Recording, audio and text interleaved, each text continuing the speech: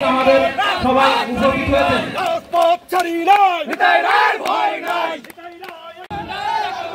দুমুশিয়ার পক্ষ থেকে, বাবুখালীর পক্ষ থেকে, ছাত্র দলের পক্ষ থেকে, যুব দলের পক্ষ থেকে, বিএনপির পক্ষ থেকে মিছিল নিয়ে সবাই স্থলে উপস্থিত হন। জিয়ার সৈনিক, জিয়ার সৈনিক, প্রধান অতিথির আগমন, শুভেচ্ছা স্বাগতম।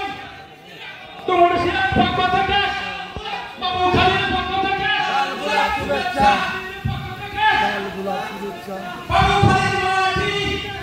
ইতিমধ্যে আজকের এই বক্তব্যের সভায় আমাদের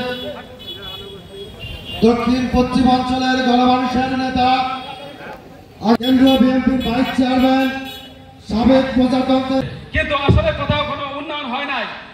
এগারাই চৌধুরীর মন্ত্রী আমলে একটা বিজয়ের ধ্বনি উঠবে এবং সেই বিজয় এর ৮ নম্বর ওয়ার্ড বাবুখালী ইউনিয়নের উদীয়মান বিএনপি নেতা, সচিব, জেলা এবং উপজেলা নেতৃবৃন্দ, আসসালামু আলাইকুম।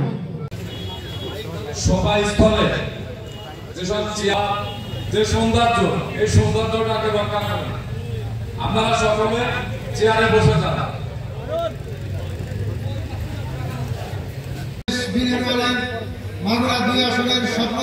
যুব দলের অন্যতম নেতা, বারবার নির্বাচিত চেয়ারম্যান, আমাদের সম্মানিত ভাইস চেয়ারম্যান, সাবেক আন্দোলনের রাজপথে রক্ত দিয়ে, ঘাম দিয়ে, পরিশ্রম করে তারা আজকের এই বাংলাদেশ সৃষ্টি করেছে। সবাই আসসালামু আলাইকুম। 17 বছর আপনারা আন্দোলন করেছেন, সংগ্রাম করেছেন। আমি দেখতে পেয়েছি আপনারা কখনো মাগুরাতে, ঢাকাতে, খুলনাতে আপনারা আন্দোলনে গিয়েছেন, সংগ্রাম করেছেন। আপনাদের রক্তে, আপনাদের ঘামে আজকে বাংলাদেশ নতুনভাবে স্বাধীন হয়েছে। যে লক্ষ্য নিয়ে বাংলাদেশ স্বাধীন হয়েছে, 4 তারিখে রাব্বি আহমদ সুমনের রক্তের মধ্য দিয়ে বাংলাদেশের যে অপার সম্ভাবনা সৃষ্টি হয়েছে, সেই সম্ভাবনাকে কোনোভাবে নষ্ট করতে দেওয়া যাবে না কোনো ধরনের ষড়যন্ত্রের কাছে। আপনারা সকলেই জানেন, বিগত 24-এর 4 আগস্ট, 5 আগস্টের পরে 19 আগস্ট দেশ নায়ক তারেক রহমান আমাদের একটি সমাবেশে বলেছিলেন যে বাংলাদেশে আরেকটি ষড়যন্ত্র হচ্ছে। নির্বাচন পূর্ববর্তী সময়ে আমাদের সামনে যে একটি অদৃশ্য দেয়াল, সেই দেয়াল টপকাতে আমাদের অতীতের থেকেও আরো বেশি সংগঠিত, আরো বেশি সংগঠিত এবং আরো বেশি বেগ পেতে হবে। সংগ্রামী বন্ধুগণ, সেই ষড়যন্ত্র ক্রমশ দৃশ্যমান হচ্ছে। আমরা দেশে বিদেশে বিভিন্ন ষড়যন্ত্র দেখতে পাচ্ছি।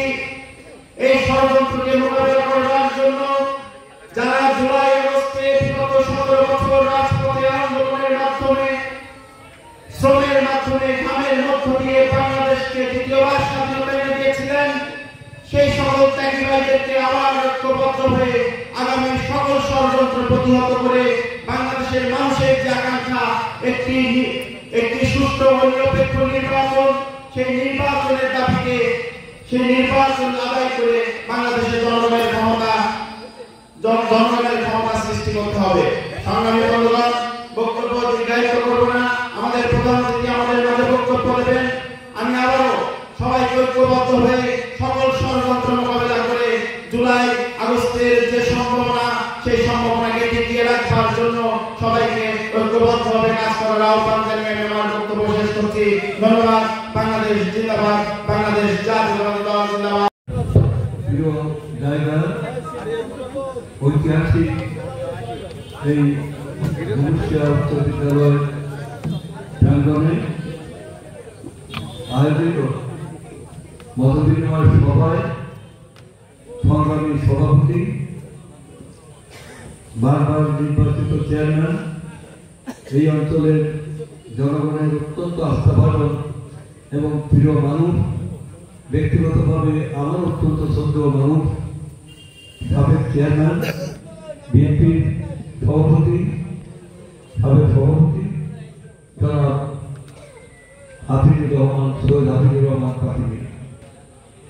আমি প্রথমেই ধন্যবাদ জানাই এই স্কুলের সম্মানিত শিক্ষক মন্ডলীকে, যারা এখানে এই মত বিনিময় সভার অনুষ্ঠানের আয়োজন করেছে, অনুমতি দিয়েছে। আমি আমাদের পার্টির পক্ষ থেকে আমি তাদেরকে আন্তরিকভাবে ধন্যবাদ জানাই এবং কৃতজ্ঞতা জানাই। আপনি এই যে 24-এর গণঅভ্যুত্থানে, 24-এর মানে জুলাই আগস্টের গণঅভ্যুত্থান, এই গণঅভ্যুত্থানে আমাদের দেশের তরুণ ছেলেমেয়েরা সময় যারা বয়স 17 থেকে 20 বছর বয়স পর্যন্ত তারা নিজেরা ফেসবুকে অনলাইনে ডিজিটাল মারফতে তারা যোগাযোগ করে এক পর্যায়ে তার সিদ্ধান্ত নিল যে এইবার এই ফ্যাসিবাদের লাগাম টেনে ধরতে হবে। এই ফ্যাসিবাদ এই দেশ থেকে লক্ষ লক্ষ কোটি টাকা পাচার করেছে, তারা হাজার হাজার মানুষকে খুন করেছে, মিথ্যা মামলা দিয়েছে এবং যে মামলা থেকে বাকি নিয়েও রেহাই পায়নি, আজও রেহাই পায়নি। আমাদের নেতা মির্জা ফখরুল ইসলাম আলমকে মওদুদ আহমেদ ব্যারিস্টার মওদুদ মারা গেছেন তিনি, এনকে আনোয়ার এবং সমস্ত সিনিয়র নেতারা আদালত সুপ্রিম কোর্টের সিনিয়র অ্যাডভোকেট আমাদেরকে সেই মামলায় আসামি করা হয়েছে। দেশ লুণ্ঠিত হয়েছে, খুন হচ্ছে, দমন হচ্ছে, দেশে গণতন্ত্র নাই, এইভাবে একটা দেশ করতে পারে না, এভাবে মানুষ থাকতে পারে না। এটা হচ্ছে মৃত্যু উপত্যকা, এখানে শুধু মৃত্যু, এখানে শুধু হত্যা, এখানে শুধু ধর্ষণ, এখানে লুটপাট। এই লুটপাটের এই রাজত্বকে শেষ করতে হলে আমাদেরকে জীবন দিতে হবে। তারা বলতে আমরা একটা নরম কর্মসূচি নিয়ে মাঠে রাখবো, গভর্নমেন্টের পদক্ষেপ থেকে আমরা পদক্ষেপ বাড়াবো। তারা প্রথমে রাষ্ট্র সংস্কার চায়, কোটা সংস্কার। পরবর্তী সময় যখন 7 জন ছেলেকে মেরে ফেলল, শেখ হাসিনা যখন বলল যে কোটা মুক্তিযোদ্ধারা পাবে না, তবে রাজাকারের ছেলেমেয়েরা পাবে, তখন ঢাকা বিশ্ববিদ্যালয় সহ সমস্ত বিশ্ববিদ্যালয়ের ছেলেরা স্লোগান করল, কে রাজাকার? তুই রাজাকার, আমি রাজাকার, কে বলেছে? স্বৈরাচার মুক্ত হয়ে, সমস্ত ফ্যাসিবাদ মুক্ত হয়ে একটি গণতান্ত্রিক বাংলাদেশ করতে চায়। যে দেশটা হবে দক্ষিণ এশিয়ার শ্রেষ্ঠ দেশ, যে দেশ হবে অত্যন্ত মানে গর্বের মুখ খুলে এরকম দেশ, আমরা সেই দেশের স্বপ্ন দেখি, আমরা মেহনতি মানুষের স্বপ্ন দেখি, আমরা কৃষক শ্রমিকের স্বপ্ন দেখি। আমার রাজনৈতিক স্বার্থ, ব্যক্তিগতভাবে আমার রাজনৈতিক স্বার্থ হচ্ছে এই দেশের গরিব মানুষ, এই দেশের মেহনতি মানুষ, এই দেশের সাধারণ মানুষ, তাদের পাশে আসি। তাদের স্বার্থই আমাদের স্বার্থ, তাদের স্বার্থ নিয়ে আমরা রাজনীতি করি। আমার ব্যক্তিগত কোনো স্বার্থ নাই, তাই আমি শুধু এখনই আমার সাথে আমার ছেলে, আমার মেয়ে, আমার পরিবার সবাই মিলে আমরা এই দেশের জন্য নিবেদন করছি নিজেদেরকে, এই নিবেদিত প্রাণ ভাবে আমরা রাজনীতি করি। একটা ছেলে বলছিল, ঘটনাটা সত্য, আমি ঢাকা থেকে রওনা হয়েছি, বিনোদপুর পার হয়েছি, চুয়াডাঙ্গা মিটিংয়ে সবাই প্রধানমন্ত্রী ছিল বিক্ষোভ সমাবেশ, মাগুরা পার হয়ে চারজন মাগুরা মাস্টার যাওয়ার পরে হঠাৎ করে একটা ফোন আসলো যে সে ফোন করে বলছে নিপুণ মারাত্মক অসুস্থ, তাদের মিটিংয়ে আক্রমণ করা হয়েছে, নিপুণের মাথা মানে রক্তাক্ত হয়েছে, সে তাদের ভিতর গুলি করা হয়েছে, মানে দ্রুত তাকে হাসপাতালে নিয়ে হচ্ছে। আমি 1 মিনিট চিন্তা করে দেখলাম যে আমি এখন কি করব। পিতা হিসেবে আমার সন্তানের এইরকম রক্তাক্ত অবস্থা, এইরকম গুরুতর মৃত্যুর সাথে পালন করছে, আমার তো ফিরে যাওয়ার কথা।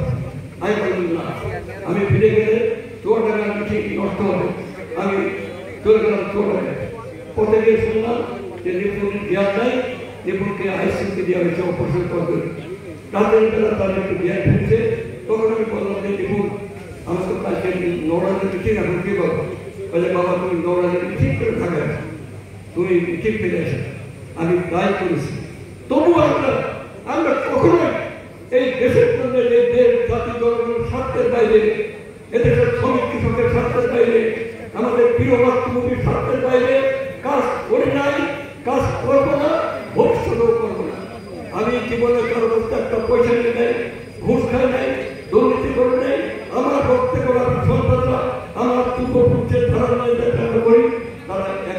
পরিচালিত হবে।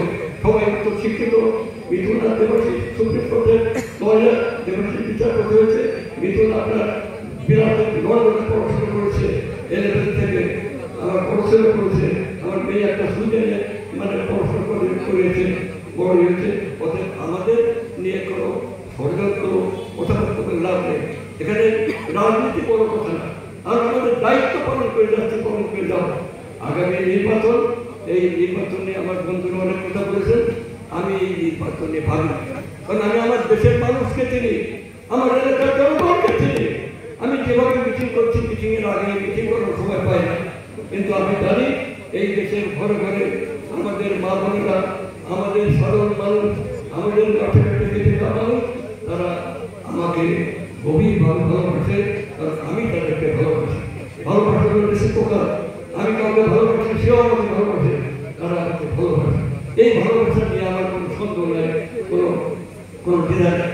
আমরা একটু সাম্প্রদায়িক বাংলাদেশ চাই, এখানে হিন্দু থাকবে, মুসলমান থাকবে, খ্রিস্টান। এইটাই শহীদ প্রেসিডেন্ট জিয়া রহমানের নীতি।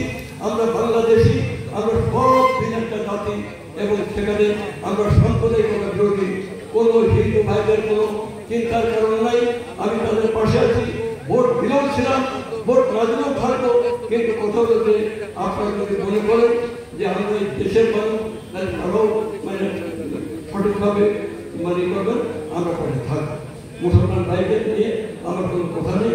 আমাদের দলের সবাই ভালো, শান্ত, এবং তারা কখনোই এই অঞ্চলে কোনো রকম কোনো সাম্প্রদায়িকতা লেশ মাত্র নাই। সাম্প্রদায়িকতা যারা ছড়াইছে তারা এদেশে এখন নাই, ওদের চিন্তার কোনো কারণ নেই। আমি এই কথাগুলো বলে আমি দীর্ঘক্ষণ বক্তৃতা করলাম আপনাদের নিজের জায়গা করে। এই কথাগুলো বলে আমি আমার বক্তব্য এখানে শেষ করছি। বাংলাদেশ জিন্দাবাদ, শহীদ প্রেসিডেন্ট জিয়াউর রহমান জিন্দাবাদ, বেগম খালেদা জিয়া জিন্দাবাদ, আমাদের ভারপ্রাপ্ত চেয়ারম্যান, আমাদের আগামী দিনের রাষ্ট্রনায়ক, আগামী দিনের দেশনায়ক জনাব তারেক রহমান জিন্দাবাদ।